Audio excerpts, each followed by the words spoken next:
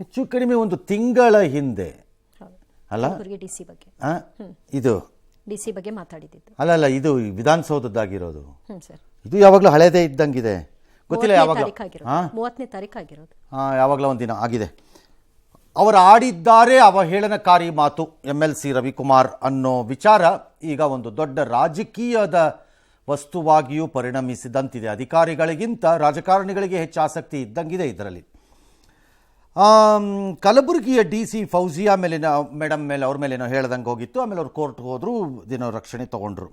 ಈಗ ಇನ್ನೊಂದು ವಿವಾದ ಅಂತ ಇದನ್ನು ಹೇಳ್ತಾ ಇದ್ದಾರೆ. ಮೊನ್ನೆ ನಡೆದ BJP ಪ್ರತಿಭಟನೆ ವೇಳೆ ಮುಖ್ಯಮಂತ್ರಿ ಶಾಲಿನಿ ರಜನೀಶ್ ಬಗ್ಗೆ ರಾತ್ರಿ ಬೆಳಿಗ್ಗೆ ಎಲ್ಲ CM ಜೊತೆನೇ ಕೆಲಸ ಮಾಡ್ತಿರ್ತಾರವರು, ರಾತ್ರಿ ಸರ್ಕಾರದ ಕೆಲಸ ಮಾಡ್ತಾರೆ, ಅವರು ಭಾಳ ಬ್ಯುಸಿ ಅಂತ ಹೇಳಿದ್ದಾರೆ ಅಂತ ಈಗ ಲಭ್ಯವಿರುವ ಆಡಿಯೋ ಅಥವಾ ಯಾವುದರಲ್ಲೋ ಅದರಲ್ಲಿ ಅಶ್ಲೀಲವಾದ ಪದ ಯಾವುದು ನನಗೆ ಕೇಳಿಸ್ಲಿಲ್ಲ. ಆ ಪದವನ್ನೇ ಅಶ್ಲೀಲ ಅಂತ. ಯಾವುದು ಪದ ಅಂದ್ರೆ ರಾತ್ರಿ ಸರ್ಕಾರಕ್ಕೆ ಕೆಲಸ ಮಾಡ್ತಿದ್ದಾರೆ, ಬೆಳಗ್ಗೆ CMಗೆ ರಾತ್ರಿ ಸರ್ಕಾರಕ್ಕೆ ಅಂತ. ಬೆಳಗ್ಗೆ CM ಜೊತೆ ಕೆಲಸ ಮಾಡ್ತಾರೆ, ರಾತ್ರಿ ಸರ್ಕಾರ ಕೆಲಸ ಮಾಡ್ತಾರೆ, ಬಿಸಿ ಇದ್ದಾರೆ ಅಂತ. ಅಶ್ಲೀಲತೆ ಏನಿದೆ ಈಗ ಇದರಲ್ಲಿ? ಅವರು ಮಾತಾಡೋ ಸಂದರ್ಭದಲ್ಲಿ ಅದು ಭಾವನೆ. ಅವ್ರು ಹೇಳಿರೋದು ಯಾವ ಭಾವನೆಯಲ್ಲಿ ಹೇಳಿದಾರೋ, ಈ ವ್ಯಕ್ತಿ ಹೆಣ್ಣು ಮಕ್ಕಳ ವಿಚಾರದಲ್ಲಿ ಬಹಳ ಚೆನ್ನಾಗಿ ಮಾತಾಡಿದ್ದಾರೆ ಅಂತ ಡಿಫೆಂಡ್ ಮಾಡೋ ಪರಿಸ್ಥಿತಿಯಲ್ಲಿ ಇಲ್ಲದೆ ಇರಬಹುದು. ಆದರೆ ಈ ಪದದ ವಿಷಯ ಎಕ್ಸಾಕ್ಟ್ಲಿ ಅಂತ ಹೇಳಿದ್ದು. ಈಗ ವಿಡಿಯೋ ಯಾವುದೋ ಒಂದು ಬಂದಿದೆ, ಅದು ಕೋಲಾಹಲ ಎಬ್ಸಿದೆ. BJPಗೆ ಮುಜುರವಾಗಿದೆ ಅಂತೆಲ್ಲ ಡ್ಯಾಶ್ ಡ್ಯಾಶ್ ಡ್ಯಾಶ್. ಈಗ ರಾಜಕೀಯ ತಿರುವು ಯಾಕೆ ಪಡೀತು ಅಂದರೆ, ಭಾಳ ಸಹಜವಾಗಿ ಕಾಂಗ್ರೆಸ್ ಅದನ್ನು ಬಳಸ್ಕೊಂಡಿರುತ್ತೆ. ರವಿಕುಮಾರ್ ಹೇಳಿಕೆ ವಿರುದ್ಧ ಕಾಂಗ್ರೆಸ್ ಹೋರಾಟ ಮಾಡ್ತು, FIR ಆಗಿದೆ. ಈಗ ಅಶ್ಲೀಲ ಟೀಕೆ, ಮಹಿಳೆಯರಿಗೆ ನಿಂದನೆ ಅಂತರ ಹಲವಾರು ಕೇಸನ್ನು ಪೊಲೀಸ್ನವ್ರು ಬರ್ಕೊಟ್ಟಿದ್ದಕ್ಕೆ ತಕ್ಕಂತೆ ಸರ್ಕಾರವೇ ಇದ್ದಾಗ ಅದು ಪಕ್ಕ ಕೇಸನ್ನು ಹಾಕೋತಾರೆ. ಬೇರೆ ಅರ್ಧಾದ್ರೆ ಆ ಸೆಕ್ಷನ್ಗಳು ಹಾಕಲ್ಲ ಅವರು. ಯಾಕಂದರೆ ಇದೆಲ್ಲ ಈಗ ಪೊಲಿಟಿಕಲಿ ಚೆನ್ನಾಗಿದೆ, ಲೀಗಲಿ ಹೇಳಿ ನಿಲ್ಲಬೇಕಲ್ಲ. ಮತ್ತೆ ಆಮೇಲೆ ದಾಖಲಾಗಿದೆ ಡ್ಯಾಶ್ ಡ್ಯಾಶ್. ಅವರ ಸದಸ್ಯತ್ವ ರದ್ದು ಮಾಡಬೇಕು ಅಂತ, ಅದೆಲ್ಲ ಆಗಲ್ಲ. ಸದಸ್ಯತ್ವ ಎಲ್ಲ ನೀವು ರದ್ದು ಮಾಡ್ಸೋಕ್ಕಾಗಲ್ಲ. ಮಹಿಳಾ ಆಯೋಗಕ್ಕೆ ದೂರು ಕೊಟ್ಟಿದ್ದಾರೆ, ಮಹಿಳಾ ಆಯೋಗ ಕ್ರಮ ತಗೋಬೋದು, ಅದು ಏನು ಮಾಡ್ತಾರೋ ಮಾಡ್ಬೋದು. ಸರಿ, ಈ ಮಧ್ಯೆ IAS ಅಧಿಕಾರಿಗಳ ನಿಯೋಗ ಹೋಗಿ ಒಂದು CMಗೆ ದೂರು ಕೊಟ್ಟಿದೆ. ಮೈಸೂರು, ಅಲ್ಲಿ ಬೇರೆ ಬೇರೆ ಕಡೆ, ಮಂಗಳೂರು, ಎಲ್ಲೆಲ್ಲ ಮಹಿಳಾ ಕಾಂಗ್ರೆಸ್ ಕಾರ್ಯಕರ್ತರು ಪ್ರತಿಭಟನೆಯನ್ನು ಮಾಡಿದ್ದಾರೆ. ಈ ಮಧ್ಯೆ CS ಜೊತೆ CM ಪ್ರತ್ಯೇಕವಾಗಿ ಮಾತುಕತೆ ನಡೆಸಿ ಸರ್ಕಾರ ನಿಮ್ಮ ಜೊತೆ ಇರುತ್ತೆ ಅಂತ ಅಭಯ ಕೊಟ್ಟಿದ್ದಾರೆ. All right. ವಿಧಾನ ಪರಿಷತ್ತಿಂದ ಅಮಾನತುಗೊಳಿಸಿ ಸೂಕ್ತ ಕ್ರಮ ಕೈಗೊಳ್ಳಬೇಕೆಂದು ಸಹ ತಮ್ಮಲ್ಲಿ ಮೂಲಕ ಕೇಳ್ಯಾರ. ನಾವು ಬರ್ದೀವಿ ಅವರಿಗೆ. ನಾನು ರವಿಕುಮಾರ್ ಪತ್ರ ಬರ್ದೀನಿ, ಇದ್ರ ಬಗ್ಗೆ ನಿಮ್ಮ ಅಭಿಪ್ರಾಯವನ್ನು ಕೊಡಿ ಅಂತೇಳಿ ನಾನು ಅವರಿಗೆ ಕಳಿಸ್ಕೊಟ್ಟಿನಿ. ಅವ್ರ ಪತ್ರ ಬಂದ ನಂತರ ಮುಂದೆ ಏನ್ ಮಾಡಬೇಕು ಅನ್ನೋದನ್ನು ನಾವು ವಿಚಾರ ಮಾಡ್ತೀವಿ. ಬಿಜೆಪಿಯ MLC ರವಿಕುಮಾರ್ನ ಇಮಿಡಿಯೇಟ್ ಆಗಿ ಶಾಸಕ ಸ್ಥಾನ, MLC ಮತ್ತೆ ಪಕ್ಷದಿಂದ ಮಹಿಳಾ ಆಯೋಗ ಸ್ವಯಂ ಪ್ರೇರಿತ ದೂರನ್ನು ದಾಖಲಿಸಿಕೊಂಡು ಪೊಲೀಸ್ ಆಯುಕ್ತರಿಗೆ ಪತ್ರವನ್ನ ಬರೆದಿದ್ದೇನೆ. 7 ದಿನಗಳಲ್ಲಿ ಅವರು ಈಗ ಈ ಮೇಡಮ್ ಏನ್ ರಿಯಾಕ್ಟ್ ಮಾಡಿಲ್ಲ. I don't know. ರವಿಕುಮಾರ್ ಅವರ ಕಲಬುರಗಿಯ ಹಿನ್ನೆಲೆಯಲ್ಲಿ ಈಗ ಅವರನ್ನು ಡಿಫೆಂಡ್ ಮಾಡಬೇಕಾ ಬೇಡವಾ ಅನ್ನೋ ಸ್ಟೇಜಲ್ಲಿ ಬಹು ಜನರು ಇದ್ದಂಗೆ ಇದೆ, which is right. Number 1. Number 2, women ವಿಚಾರದಲ್ಲಿ, ಹೆಣ್ಣು ಮಕ್ಕಳ ವಿಚಾರದಲ್ಲಿ ಹೇಗಿರಬೇಕು ನಮ್ಮೆಲ್ಲರ ನಿಲುವುಗಳು ಎಲ್ಲರಿಗೂ ಗೊತ್ತಿರುತ್ತೆ. ಈಗ you have no business to talk, as simple as it is. ಈಗ ಅವರು ಮಾತಾಡಿದ್ದಾರೆ ಎನ್ನಲಾದ ಈ ಮಾತುಗಳು ಇದೇ ಅರ್ಥದ್ದು ಎಂದು ನೀವು ಪರಿಭಾವಿಸುವುದಾದರೆ ಕಷ್ಟವಾದೀತು ಅಂತ ನನ್ನ ವಾದ. ಈಗ ಎಲ್ಲರೂ ಅನ್ಕೊಳ್ತಾ ಇರೋ ನೀವು ಅನ್ಕೊಳ್ಳೋ ಅರ್ಥಕ್ಕೆ ಯಾಕೆ ಬರಬೇಕದು? ಅವ್ರು ಹೇಳಿದ ಉದ್ದೇಶನೂ ಬೇರೆ ಇರಬಹುದಲ್ಲ ಅಂತ ಗೊತ್ತಿಲ್ಲ ನಮಗೆ, ವಿ ಡೋಂಟ್ ನೋ. ಸೊ ನನ್ನ ಭಾವನೆಗೆ ತಕ್ಕಂತೆ ಅದು ಕ್ರೈಮ್ ಆಗ್ಲಿಕ್ಕಿಲ್ಲ ಅಲ್ಲಿ. ಹಾಗಾಗಿ ಐ ಹ್ಯಾವ್ ನೋ ಐಡಿಯಾ ಕಾನೂನು ಇದನ್ನು ಹೇಗೆ ನೋಡುತ್ತೆ ಅಂತ. ಬಟ್ ಒಬ್ಬ ನಾಯಕನಾದವನು ಸಾರ್ವಜನಿಕ ಸ್ಥಳದಲ್ಲಿ ಮಾತನಾಡುವಾಗ ಬೆಟರ್ ಪದಗಳು, ಬೆಟರ್ ವಾಕ್ಯಗಳು ಅಥವಾ ಬೆಟರ್ ಅಭಿಪ್ರಾಯಗಳು ರೂಪಿತವಾಗುವ ರೀತಿ ಮಾತಾಡೋದು ಸೂಕ್ತವೂ ಮತ್ತು ಸರಿಯುವೆ, ಅದರಲ್ಲಿ ಅನುಮಾನ ಇಲ್ಲ. ಆದರೆ ರಾಜಕೀಯವಾಗಿ ಅದನ್ನು ಬಳಸುವಾಗ ಇದು ನಾಳೆ ಕಾನೂನಲ್ಲಿ ನಿಲ್ಲತ್ತೋ ಬಿಡತ್ತೋ ನನಗೆ ಐ ಹ್ಯಾವ್ ನೋ ಐಡಿಯಾ. ಈಗ ಅವರಿಗೆ ಹೇಳಿದ್ದು ಅಂತ ಇವ್ರು ಹೇಳಿದ್ರು ಅಂತ, ಬಟ್ ಏನು ಹೇಳಿದ್ದು ಅಂತಿದೆ ಈಗ ಅಲ್ಲಿ. ಈಗ ಅಲ್ಲೇ ಅದೇ ಪ್ರಾಬ್ಲಮ್ ಆಗೋದು ಇವಾಗ ಮೋಸ್ಟ್ಲಿ ನನಗಲ್ಲ, ಕಾನೂನ್ಗೆ ಆಗ್ಬೋದೇನೋ ಗೊತ್ತಿಲ್ಲ. ಅಂತ ಏನು ಅಸಂವಿಧಾನಿಕ ಅಂದ್ರೆ ಏನರ್ಥ? ಅಸಂವಿಧಾನವಾದಂಥ ಪದ ಅಲ್ಲಿ ಯಾವುದು ಅಲ್ಲ ಅಲ್ಲಿ. ಆಯ್ತಾ? ಅಸಂವಿಧಾನಿಕ ಪದ ಅನ್ನೋದು ಅಸೆಂಬ್ಲಿಗಳಿಂದ ಹೊರಗಡೆಗೆ ಬರಲ್ಲ. ಅನ್ಪಾರ್ಲಿಮೆಂಟ್ರಿ ಅನ್ನೋದು ಅನ್ಪಾರ್ಲಿಮೆಂಟ್ರಿ ವರ್ಡನ್ನ ವಿಧಾನಸಭೆ ಲೋಕಸಭೆ ಒಳಗಡೆಯಿಂದ ಹೊರಗಡೆಗೆ ಅದನ್ನ ನೀವು ಪ್ರಯೋಗ ಮಾಡ್ಲಿಕ್ಕೆ ಬರಲ್ಲ. ಇದನ್ನ ಶಿಕ್ಷೆನ ಅನ್ಪಾರ್ಲಿಮೆಂಟ್ರಿ ಅಂತ ಹೊರಗಡೆ ಪ್ರಯೋಗ ಮಾಡೋದಾದ್ರೆ ಅದು ಕ್ರೈಮ್ ಅಷ್ಟೇ. ಓಕೆ, ಅದು ನಿಮ್ಮ ಕಾನೂನುಗಳ ಪ್ರಕಾರ ತಪ್ಪು ಅಷ್ಟೇ, ಅದು ಅಪರಾಧ ಆಗತ್ತಷ್ಟೇ. ಹೊರಗಡೆ ಅನ್ಪಾರ್ಲಿಮೆಂಟ್ರಿ ಇಲ್ಲ. ಸಾರ್ ಇವನು ಅಸಂಸದೀಯ ಪದ ನನ್ನ ಮೇಲೆ ಬಳಸ್ತಾ ಇದ್ದಾನೆ ಅನ್ನೋದಿಲ್ಲ. ಹೊರಗಡೆ, ಒಳಗಡೆಗಿದೆ ಸಂಸದೀಯ ಅಸಂಸದೀಯ ಪದಗಳು, ಅವುಗಳ ವ್ಯಾಖ್ಯಾನಗಳು ಒಳಕ್ಕಿದೆ, ಹೊರಕ್ಕಿಲ್ಲ. ಈಗ ಥರ್ಡ್ ಪರ್ಸನ್ FIR ಕೊಡ್ಲಿಕ್ಕೆ, ದೂರು ಕೊಡ್ಲಿಕ್ಕೆ ಅವಕಾಶ ಇದೆಯಾ ಸರ್? ಜನರಲಿ ಹೆಣ್ಣು ಮಕ್ಕಳ ಕುಲಕ್ಕೆ ಅವಮಾನವಾಗಿದೆ ಅಂತ ಒಂದು ದೂರನ್ನ ಕೊಡಬಹುದು, ಕೊಡಲೇಬಾರ್ದು ಅಂತೇನಿಲ್ಲ ಅಲ್ಲಿಗ. ಓಕೆ ಓಕೆ, ಬಟ್ ನನ್ನ ಕ್ವಶನ್ ಏನು ಅಂದರೆ, if that is the case, madam should have registered a case. ಇಲ್ಲಿವರೆಗೂ ಓಕೆ, ಶಿ ಡಸಂಟ್ ಅಂತ ಇಟ್ಕೊಳ್ಳೋಣ. ಈಗ ನಾಳೆ ಇದು ಕಂಟಿನ್ಯೂ ಆಗಿ ಕೋರ್ಟ್ಗೆ ಹೋದ್ರೆ she will have to appear in to the witness ಬಾಕ್ಸ್ಗಾಗ ಅವ್ರಿಗೆ ಸಂಬಂಧಿಸಿದ್ದಾಗಿದೆ, ಬರಲೇಬೇಕಾಗತ್ತವ್ರು. ಅವ್ರು ಬರಲಿಲ್ಲ ಅಂದ್ರೆ ಕೇಸ್ ನಿಲ್ಲಲ್ಲ. ಓಕೆ, ಅದಂಗೆ. ಹಾಗಾಗಿ ಇದು ಏನು ವಿಚಿತ್ರವಾಗಿದೆ. ಯಾಕಂದರೆ ನಾನು ಬೆಳಗ್ಗೆಯಿಂದ ನೋಡ್ತಾ ಇದ್ದೆ, because I know the honourable chief secretary, ಅವ್ರನ್ನ ನನಗೆ ಹೆಣ್ಣು ಮಕ್ಕಳ ವಿಚಾರದಲ್ಲಿ ಈ ವ್ಯಕ್ತಿಗಳು ಹೀಗೆ ಮಾತಾಡಿದಾಗ ಕಪಾಳ ಕೊಡಬಿಡಬೇಕು ಅಂತ ಅನ್ಸತ್ತೆ. ಅನ್ಫಾರ್ಚುನೇಟ್ಲಿ ಕಾಂಗ್ರೆಸ್ BJP ಎಲ್ಲ ನಿಮ್ಮ ಹಣೆ ಬರಗಳು ಒಂದೇನೆ. ನಿಮಗೆ ಬೇಕಾದಾಗ ಬೇಕಾದ ರೀತಿ ಅದನ್ನು ಬಳಸ್ಕೋತೀರಿ ಅಷ್ಟೇ. ಎಷ್ಟು ಕಾಂಗ್ರೆಸ್ ಲೀಡರ್ಗಳಿಗೆ ತೋರಿಸ್ಲಿ, ರಾಜ್ಯ ಅಲ್ಲ ರಾಷ್ಟ್ರವ್ಯಾಪಿನೇ ತಗೊಳ್ಳಿ, ಎಷ್ಟು BJP ಲೀಡರ್ಗಳಿಗೆ ತೋರಿಸ್ಬೇಕು? ಎಲ್ಲ ಅಷ್ಟೇ ನೀವುಗಳು. ನೀವೇನು ವ್ಯತ್ಯಾಸ ಇಲ್ಲ, ನಿಮ್ಗೆ ಬೇಕಾದಂಗೆ ಬಳಸ್ಕೋತಿದ್ದೀರಿ ಎಲ್ಲರೂ. ಸ್ಟಿಲ್ ಇದನ್ನು ಹೇಗೆ ಹ್ಯಾಂಡಲ್ ಮಾಡ್ತಾರೆ ಗೊತ್ತಿಲ್ಲ.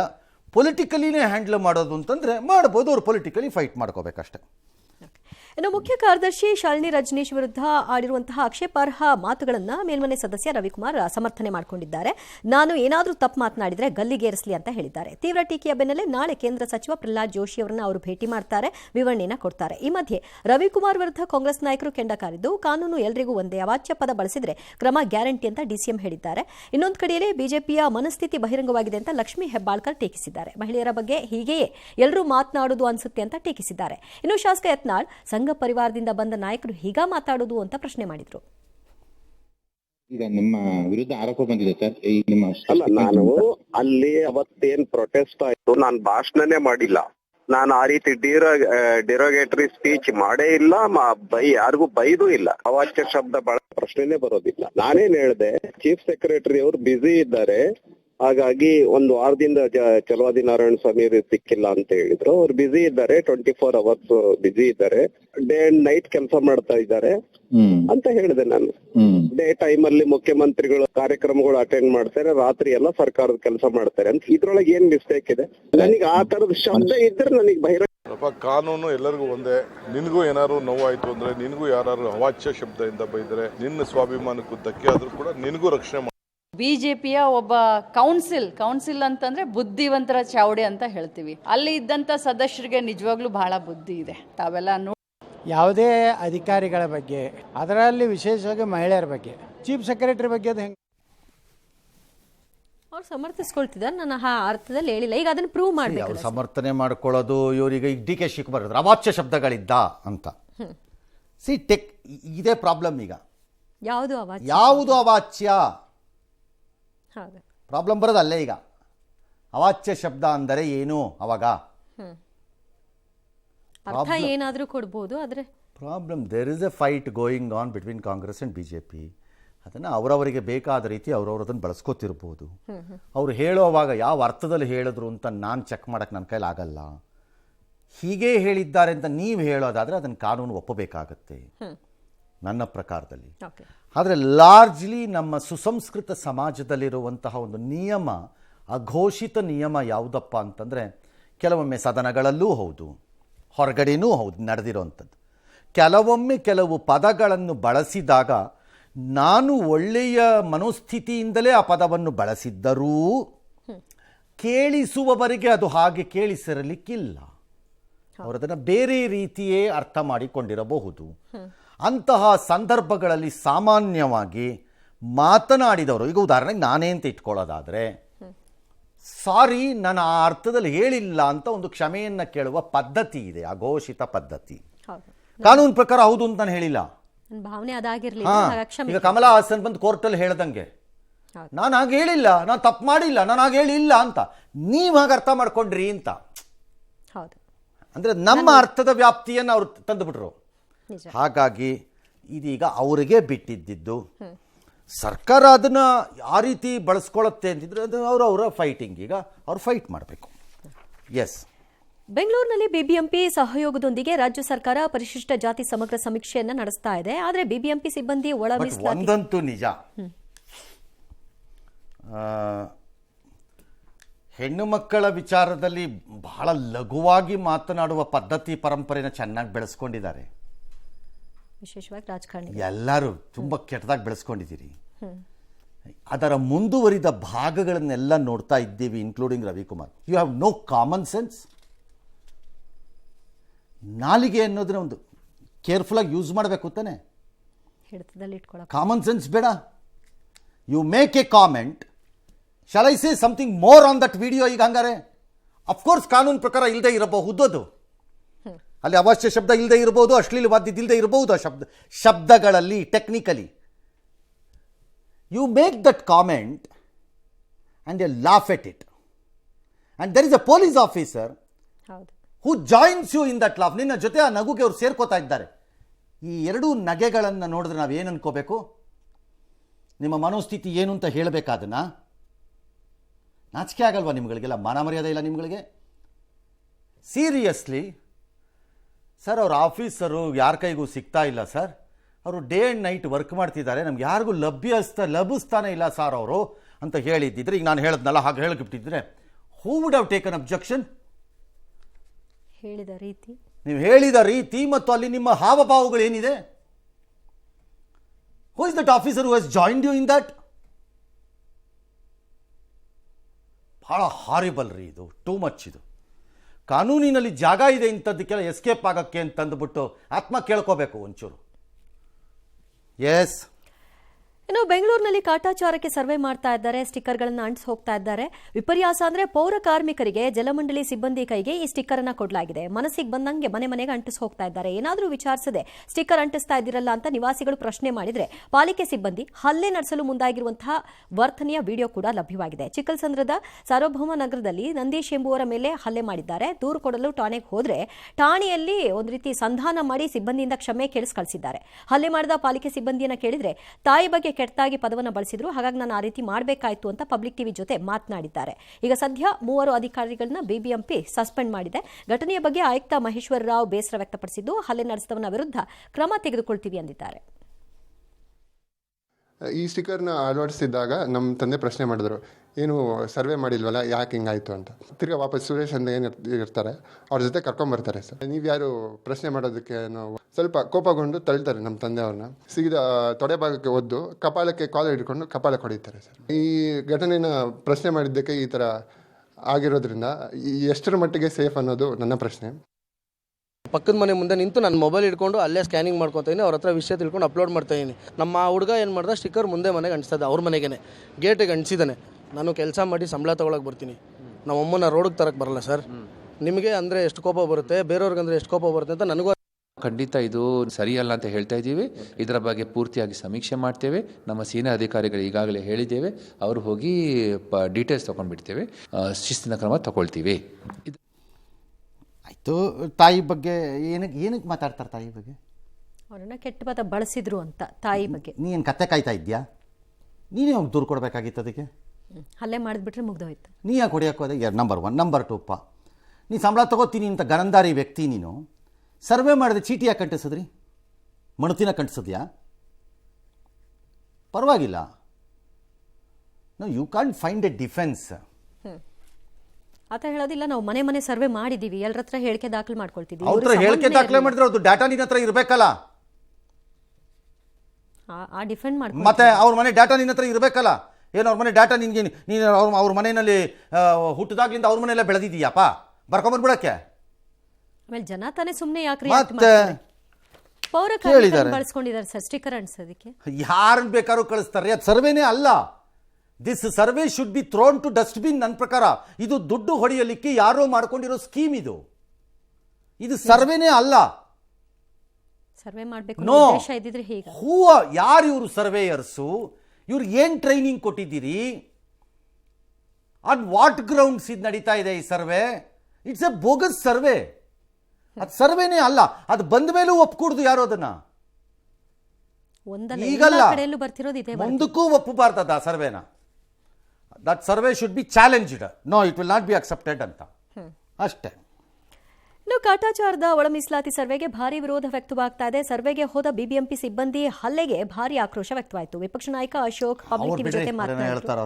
ಅವ್ರು ಹೇಳಿದ್ದನ್ನು ಕೇಳಿಸ್ಕೊಂಡು ನಾವು ಇಲ್ಲಿ ಕೂತ್ಕೊಳ್ಳೋಕ್ಕಾಗಲ್ಲ. ಇವ್ರಿಗೆ ಬೇಕಾದಾಗ ಮೆಚ್ಚುಗೆ ಬೇಡ್ತಿದ್ದಾಗಿದ್ದು ಅನ್ನಕ್ಕೆ ಕೆಲವು ಕಾಂಗ್ರೆಸ್ ನಾಯಕರು ಹೇಳಿದ್ದಾರೆ ಸರ್. ಎಸ್, ನೋಡೋಣ.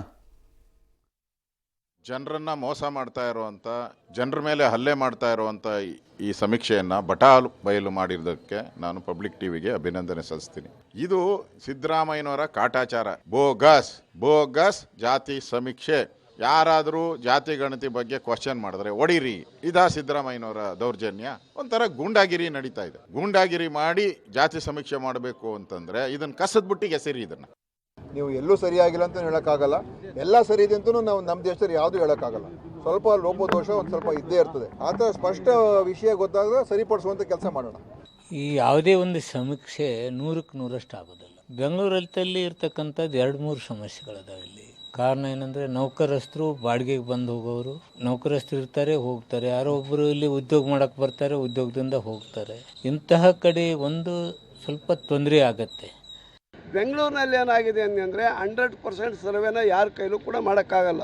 ಆಮೇಲೆ ಯಾರ ಮನೆ ಸರ್ವೆ ಆಗಿದೆ ಅಲ್ಲಿ ಹೋಗಿ ಸ್ಟಿಕ್ಕರ್ ಹಚ್ಬೇಕು ಆಗಿದೆ ಅಂತಂದರೆ, ಅದನ್ನ ಬಿಟ್ಟರು ಸಾಮೂಹಿಕವಾಗಿ ಎಲ್ಲ ಕಡೆಗೆ ಹಚ್ಕೊಂಡ್ಬಂದ್ಬಿಡ್ತಾರೆ. ಗೊಂದಲ ಸೃಷ್ಟಿ ಮಾಡಿದರೆ ಸಿಬ್ಬಂದಿ ಕೊರತೆ, ಹೀಗಾಗಿ ನಿರ್ಲಕ್ಷ್ಯ ಆಗಿದೆ. ನಾನು ಅದನ್ನು ಪೂರ್ತಿಯಾಗಿ ಒಪ್ಪಲ್ಲ. ಮಾರ್ಜಿನ್ ಆಫ್ ಎರರ್ ಎಲ್ಲ ಸರ್ವೆಗೂ ಬಿಟ್ವೀನ್ 3-5% ಇರಬಹುದು. 100% ಕೂಡ ಮಾರ್ಜಿನ್ ಆಫ್ ಎರರ್ ಇರುತ್ತೆ, ಎಲ್ಲ ಸರ್ವೆಗೂ ಇರುತ್ತೆ ಮಾರ್ಜಿನ್ ಆಫ್ ಎರರ್ಸ್.